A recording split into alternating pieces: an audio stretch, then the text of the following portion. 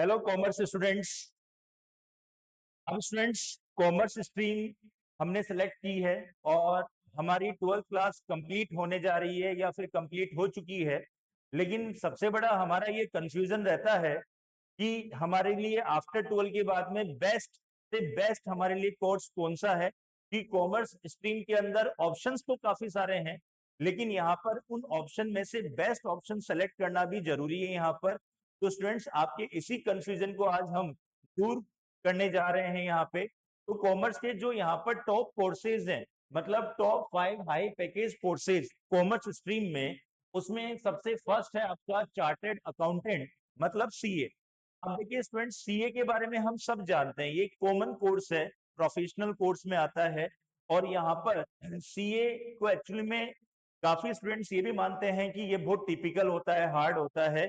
तो मैं आपका यहाँ पर एक्चुअली में ज्यादा टाइम ना लेकर इसके कोर्स के बारे में ब्रीफ में एक्सप्लेन कर रहा हूँ। स्टूडेंट्स देखिए, हार्ड कुछ नहीं होता है, मेहनत तो देखिए हमें करनी होगी, कि ऐसा कोई कोर्स आज तक बना ही नहीं है जिसमें बिना मेहनत किए ही हमारा वो कोर्स कंप्लीट हो जाए और हमें एक हाई पैकेज जॉब मिल जाए। ठीक है, तो मेहनत हर कोर्स में करनी होती है, किसी में कम किसी में ज्यादा। तो स्टूडेंट्स ये जो चार्टर्ड अकाउंटेंट सीए का कोर्स है, इसकी जर्नी एक्चुअली में हम स्टार्ट कर सकते हैं आफ्टर 12 के बाद। जैसे ही हमारा 12th एग्जाम कंप्लीट होता है, उसके बाद हम सीए फाउंडेशन से इसकी स्टार्टिंग कर सकते हैं। सीए फाउंडेशन की वैसे हम प्रिपरेशन तैयारी यहाँ पर 11-12 से शुरू कर सकते हैं, लेकिन फाउंडेशन का एग्जाम तो 12 के बाद ही लगेगा।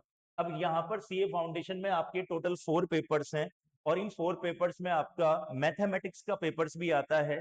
तो मैथ्स का जो पेपर है यहाँ पर, वो आता है इसमें आपका 40 मार्क्स का। ज्यादा हाई एडवांस लेवल मैथ्स नहीं है, वही आपकी नॉर्मली मैथ्स आती है। तो इसमें 4 पेपर में अकाउंट्स, लॉ, इकोनॉमिक्स, मैथ्स, और मैथ्स के साथ में सपोर्ट देने के लिए आपका स्टेटिस्टिक्स वाला पेपर है, जो हम 11 क्लास में इकोनॉमिक्स में स्टडी करते हैं। तो स्टूडेंट्स ये जरूरी नहीं है कि जिनके पास में 11-12 में मैथमेटिक्स हो वो ही सीए कर सकता है, नॉन मैथ्स वाले स्टूडेंट्स भी सीए कर सकते हैं, क्योंकि यहाँ पर ये जो मैथ्स सब्जेक्ट है ना, ये सिर्फ फाउंडेशन लेवल तक ही है, उसके आगे फिनिश है नहीं आता है।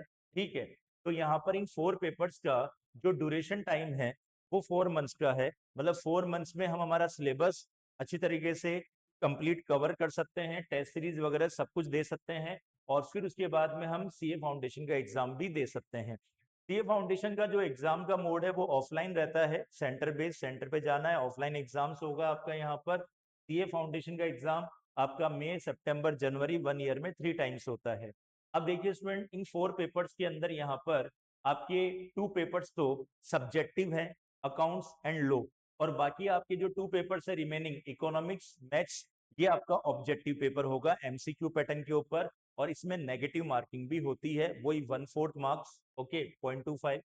अब इन पेपर्स में पास होने के लिए हमें सभी पेपर्स में मिनिमम 40 मार्क्स चाहिए, और ओवरऑल यहाँ पर एग्रीगेट हमारे 50% होने चाहिए, पासिंग स्कोर ये हमें चाहिए होता है। अब स्टूडेंट्स, सीए फाउंडेशन कंप्लीट होने के बाद हमें आगे इंटरमीडिएट करना है। इंटरमीडिएट में हमारे यहाँ पर टोटल 2 ग्रुप्स हैं, और ईच ग्रुप में हमारे 3 पेपर्स हैं, मतलब टोटल 6 पेपर्स हमें कंप्लीट करने हैं। और इंटर में यहाँ पर वो 6 पेपर आपकी कंप्लीट आपके एमसीक्यू प्लस सब्जेक्टिव पैटर्न पे रहते हैं। ठीक है, वही ऑफलाइन एग्जाम होता है। इंटर क्लियर करने के बाद हमारी ट्रेनिंग, मतलब आर्टिकलशिप होती है, प्रैक्टिकल ट्रेनिंग होती है। ये हमारी 2 इयर्स की होती है, 2 साल की होती है, जो मैंडेटरी है, कंपलसरी है। ये ट्रेनिंग हमें कहाँ करनी है? हमें सीए फॉर्म के अंडर में ये ट्रेनिंग कंप्लीट करनी होती है। ट्रेनिंग जरूरी भी है, कंपलसरी भी है, और करनी भी चाहिए। क्यों? क्योंकि इससे हमें एक्सपीरियंस मिलता है। ओके, फिर उसके बाद ट्रेनिंग कंप्लीट होने के बाद हमारा सीए फाइनल का एग्जाम होगा। सीए फाइनल में भी आपके 2 ग्रुप्स होते हैं, ईच ग्रुप आपका वो यहाँ पर 3 पेपर्स, टोटल 6 पेपर्स आपको कंप्लीट करने हैं। अब देखिए स्टूडेंट्स, अब यहाँ पर इन पेपर्स का भी, मतलब ईच ग्रुप का, इंटर और फाइनल का भी ड्यूरेशन टाइम 4-5 मंथ्स का होता है, और आप बोथ ग्रुप भी इसमें एक साथ कर सकते हैं, दोनों ग्रुप के एग्जाम भी आप एक साथ दे सकते हैं। उसका आपका यहाँ पर ड्यूरेशन होता है आपका 6-7 मंथ्स का। ओके, और पासिंग स्कोर आपका सेम रहता है, इंटर और फाइनल में वही फाउंडेशन वाला सेम पैटर्न रहता है। अब स्टूडेंट सीए कंप्लीट हो गई, ठीक है। अब सीए कंप्लीट होने के बाद क्या होगा? तो ये जो कंप्लीट है यहाँ पर कोर्स, इसको कंप्लीट करने के लिए हमें यहाँ पर सीए को 5 इयर्स का टाइम चाहिए होता है टोटल। और इसमें जो टोटल अमाउंट हमारा इन्वेस्ट होता है स्टूडेंट्स, वो 2,50,000 रुपीज के अप्रोक्स एवरेज अमाउंट हमारा ये इन्वेस्ट होता है। 2.5 लाख रुपए के आसपास का इन्वेस्टमेंट है, मतलब इसमें हमारी टोटल कॉस्ट, इसमें registration, exam fees, coaching fees सब कवर हो गई है। अब सीए कंप्लीट करने के बाद हमें क्या करना है, हमें जॉब करनी है।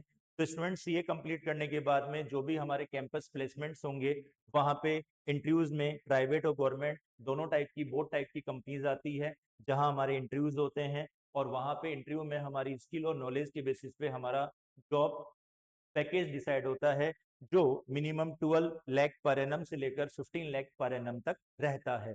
ये मिनिमम है, बाकी आपकी स्किल और नॉलेज के बेसिस पे आपका पैकेज और भी हाई कितना भी जा सकता है, ये मिनिमम पैकेज है। ओके। अब स्टूडेंट्स, अब जैसे कई स्टूडेंट्स को लगता है कि भाई हमने अभी स्टार्टिंग में 2-3 ईयर 4-5 ईयर जॉब कर ली, क्या उसके बाद हम अपना खुद का कोई बिजनेस स्टार्ट कर सकते हैं? बिल्कुल, आप अपना बिजनेस भी स्टार्ट कर सकते हैं, आप अपनी सेल्फ प्रैक्टिसिंग फॉर्म भी स्टार्ट कर सकते हैं, मतलब अपना खुद का काम भी आप शुरू कर सकते हैं सीए करने के बाद। ओके। अब देखिए स्टूडेंट, सीए का यहाँ पर जो पासिंग यहाँ पर रेशियो रहता है, वो नॉर्मली प्रोफेशनल कोर्सेज में जो रहता है वही है, वही आपका फाउंडेशन का 15% और इंटर और फाइनल का आपका 15 to 20% एवरेज।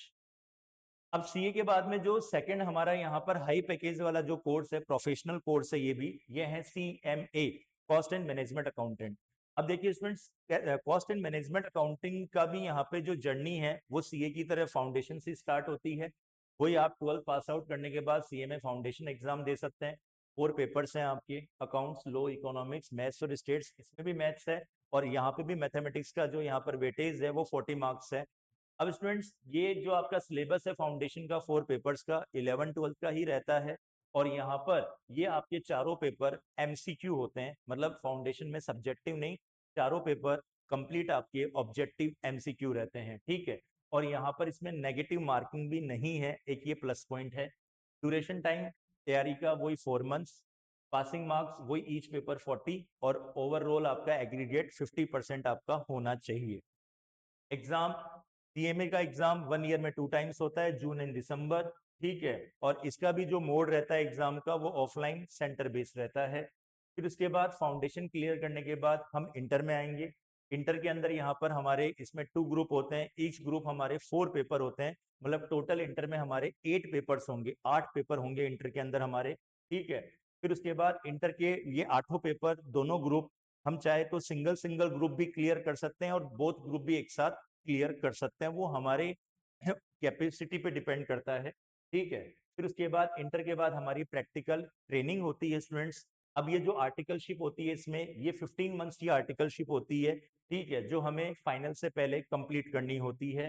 फिर उसके बाद हमारा फाइनल एग्जाम होता है। लेकिन मैं आर्टिकलशिप के बारे में बता दूं कि आर्टिकलशिप में एक प्लस पॉइंट ये है कि हम ये 15 मंथ्स की आर्टिकलशिप सीए में फर्म में भी कर सकते हैं और सीए फर्म के अंडर में भी कर सकते हैं, सीएमए और सीए दोनों फर्म के अंडर में हम कर सकते हैं। और ये 15 मंथ की आर्टिकलशिप हम इंडस्ट्रियल बेसिस पे भी कर सकते हैं, मतलब ये इंडस्ट्रियल ट्रेनिंग को इंडस्ट्रियल जॉब करते हुए भी हम ये ट्रेनिंग कंप्लीट कर सकते हैं। फिर ट्रेनिंग कंप्लीट होने के बाद आपका सीएमए फाइनल स्टार्ट होता है। फाइनल में आपके वही 2 ग्रुप्स है, ईच ग्रुप आपके 4-4 पेपर है, 8 ग्रुप है आपके, 8 पेपर्स होते हैं टोटल, जो आपको क्लियर करना है। इंटर का और फाइनल का जो पासिंग है यहाँ पर क्राइटेरिया वही फाउंडेशन वाला सेम रहता है, ईच पेपर 40 और